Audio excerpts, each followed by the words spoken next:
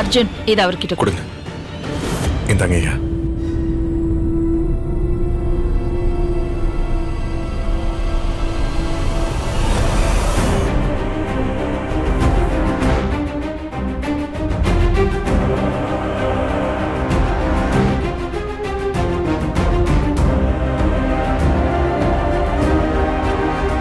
என்ன கண்ணு இருக்குது? உனக்கு தான் ஜாதகம்.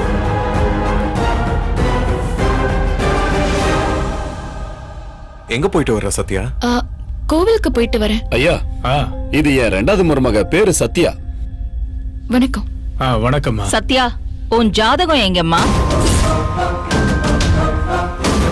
தெரியலையே, ரூம்ல பீரோல தான் இருக்கும்னு நினைக்கிறேன். நான் தேடி பார்த்தேன். இருந்ததே அர்ஜுன். சரி விடு அர்ஜுன். அதான் ஆர்த்தி ஜாதகத்தை வச்சு சத்யா ஜாதகத்தை நாம பார்க்கலாம் அப்படின்னு ஜோசியர் சொல்லிட்டாரு. சரிம்மா. ஆர்த்தி ஜாதகமா? ஆமாடி, உங்க பொண்ணு ஜாதகம் வேணும்னா அத்தை போன் பண்ணி காமாட்சி அம்மா கிட்ட கேட்டாங்க. அவங்க அதை தப்பா புரிஞ்சுக்கிட்டு உன் ஜாதகத்துக்கு பதிலா ஆர்த்தி ஜாதகத்தை அனுப்பிட்டாங்க.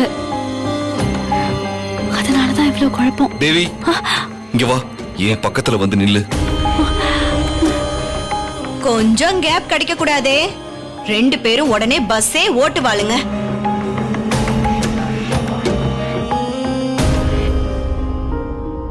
தேவி ஜாதகத்தை பார்த்தா நேரம் நல்லா இருக்கு மேடம். இந்த ஜாதகக்காரங்க அவங்க புருஷனுக்கு ரொம்ப சப்போர்ட்டா இருப்பாங்க. அவ்வளவுதானா? நல்லா பாருங்கய்யா. வேற ஏதாவது தெரியுமே?